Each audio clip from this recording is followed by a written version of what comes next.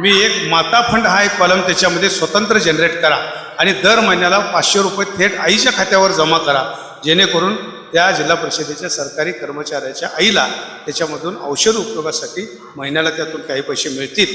अशी जिल्हा परिषद ही महाराष्ट्रातील एकमेव जिल्हा परिषद असेल अशा पद्धतीची भूमिका त्या ठिकाणी मांडली। मला खात्री आहे की ही जनता आम्हाला पुन्हा एकदा सभागृहामध्ये उच्चांकी मताधिक्यानं आम्हाला त्या ठिकाणी पाठवू। म्हटलं जातं की आमची तिघांची होती, आम्हाला त्याची नाही भीती।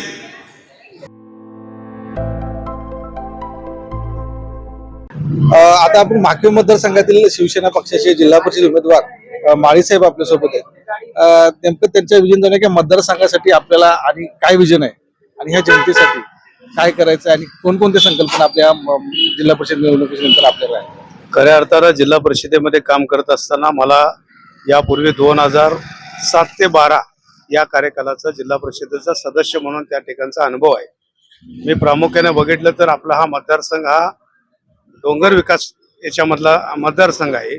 पूर्वीचा आपला मतदारसंघ हा सिद्नेरली मतदारसंघ होता।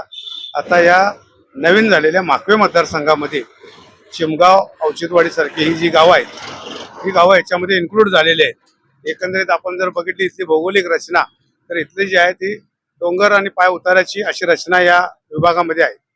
या मतदारसंघातील या भागामध्ये असलेल्या ज्या काही जिल्हा परिषदेच्या प्राथमिक शाळा आहेत त्याच्यामध्ये विशेषतः छत्रपती शाहू महाराजांनी दीनदलित, दुबळ्या आणि गोरगरिबांसाठी मोफत आणि सक्तीचं शिक्षण म्हणून या सरकारी शाळांची स्थापना केली। आज आपण जर बघितलं तर कुठंतरी इंग्रजी शाळेचं पेव फुटल्यामुळं याच्यामध्ये विशेषतः जागतिक भाषा ही इंग्रजी भाषा आहे। त्यामुळं प्रत्येक पालकाचा आपला विद्यार्थीला इंग्रजी शिकता आलं पाहिजे, त्याला इंग्रजीचं ज्ञान असलं पाहिजे ही भूमिका असल्यानं विशेषतः ते पालक आपल्या मुलाला इंग्रजीच्या खाजगी शाळेमध्ये घालतायत। ही बाब ज्या वेळेला आम्हाला जिल्हा परिषदेमध्ये शिक्षण समितीत काम करत असताना दिसून आली त्यावेळेला खऱ्या अर्थानं आपल्याला असं वाटलं की अरे इंग्रजी शाळेचं जर खाजगी शाळेचं पेव फुटलं तर आमच्या सामान्य शेतकऱ्यातल्या गावगाड्यात काम करणाऱ्या माझ्या शेतकऱ्याच्या मुलानं फी भरून शिकणं हे त्याला काय शक्य नाही। त्यामुळे ही मुलं कदाचित शिक्षणापासून वंचित राहतील म्हणून त्या शिक्षण समितीमध्ये काम करत असताना आपण जिल्हा परिषदेच्या शाळांमध्ये सेमी इंग्रजी हा पॅटर्न आणला आणि त्या ठिकाणी पहिलीच्या वर्गाला इंग्रजीची शाळा चालू केली आणि जिल्हा परिषदेच्या छत्रपती शाहू महाराजांच्या नावानं सभागृह असलेल्या त्या सभागृहामध्ये हा एक उत्तम असा प्रश्न त्या ठिकाणी मांडला। सगळ्यांनी त्यांना संमती दिली आणि जिल्हा परिषदेच्या पहिली, दुसरी, तिसरीच्या शाळांमध्ये इंग्रजीचे धडे आमची मुलं गिरवू लागली आणि पुन्हा एकदा या सरकारी शाळा वाचण्यासाठी इंग्रजी हाच एक पॅटर्न होता, तो पॅटर्न आपण या शाळेमध्ये इन्क्लूड केला। खऱ्या अर्थानं बघितलं तर ग्रामीण भागामध्ये जिल्हा परिषदेच्या माध्यमातून अनेक विकास कामं करण्याचा आम्ही सातत्याने प्रयत्न केला।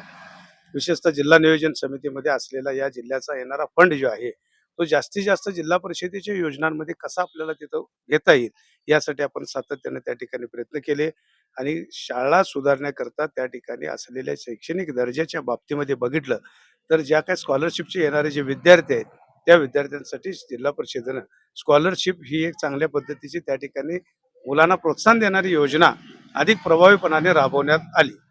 आणि साहेब आपल्याला एक निश्चितपणानं मी पुन्हा जिल्हा परिषद सदस्य म्हणून जाण्यासाठी एवढ्यासाठी इच्छुक आहे की मी गेल्या वेळच्या सभागृहामध्ये तिथं असलेल्या सर्व जिल्हा परिषदेच्या कर्मचाऱ्यांना 6वा वेतन आयोग मंजूर झाला होता। त्यामुळे सगळ्यांचे पगार 55,000च्या वरती गेलेले होते आणि अशा या परिस्थितीमध्ये त्यांच्या पगार पे स्लिपवरती त्यांचा मूळ पगार, बेसिक पगार, महागाई भत्ता आणि विशेषतः त्याच्यामध्ये LICचा भत्ता असलेल्या याच्यामधला कर्मचाऱ्यांचा भत्ता आणि कर्जाचा भत्ता असे 3, 4, 5, 6, 7, 8 कॉलम असायचे आणि ते कॉलम असताना त्याच्यामध्ये मी एक माता फंड हा एक कॉलम त्याच्यामध्ये स्वतंत्र जनरेट करा आणि दर महिन्याला 500 रुपये थेट आईच्या खात्यावर जमा करा, जेणेकरून त्या जिल्हा परिषदेच्या सरकारी कर्मचाऱ्याच्या आईला त्याच्यामधून औषध उपयोगासाठी महिन्याला त्यातून काही पैसे मिळतील। अशी जिल्हा परिषद ही महाराष्ट्रातील एकमेव जिल्हा परिषद असेल अशा पद्धतीची भूमिका त्या ठिकाणी मांडली। लोकहितासाठी आपण त्या ठिकाणी जिल्हा परिषदेमध्ये काम केलं। मी माझा वैयक्तिक माझा मतदारसंघ म्हणून ही भूमिका त्या ठिकाणी न ठेवता संपूर्ण जिल्ह्याच्या हितासाठी, राज्याच्या हितासाठी ज्या पद्धतीने आपल्याला काही निर्णय त्या सभागृहामध्ये घेता येतील त्या पद्धतीने आपण मांडण्याचा प्रामाणिकपणाने त्या ठिकाणी प्रयत्न केला।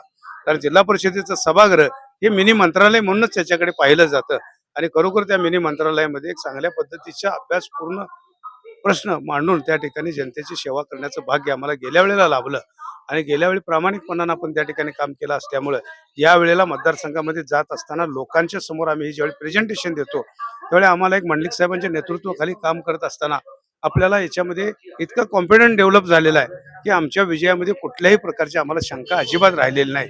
मला खात्री आहे की ही जनता आम्हाला पुन्हा एकदा सभागृहामध्ये उच्चांकी मताधिक्यानं आम्हाला त्या ठिकाणी पाठवेल. तर म्हणजे तुम्हाला जिल्हा परिषद सदस्याचा प्रदीर्घ असा अनुभव आहे. याच्याही पूर्वी आपण सभासद होता, जिल्हा सदस्य होता जिल्हा परिषदेचे, आणि आता आपण परत उमेदवार आहात. तुमच्या ह्या अनुभवाचा नक्कीच ह्या इथल्या जनतेला फायदा होईल. मुद्दा असा आहे की आता एकीकडे आपण उमेदवार दिले नसताना दुसऱ्या बाजूला एकीकडे कुठेतरी 3 पक्ष युती होते. ह्यावेळीची लढाई सोपी आहे का कठीण आहे तुमच्यासाठी? नाही, मला तर असं म्हणायचं की कागल तालुक्याचं राजकारण हे 4 गटामध्ये विभागलेलं आहे. त्यातले 3 गट एकत्र झालेले आहेत आणि मंडलिक साहेबांच्या नेतृत्वाखाली एक गट आहे. म्हटलं जातं की आमची तिघांची युती, आम्हाला त्याची नाही भीती.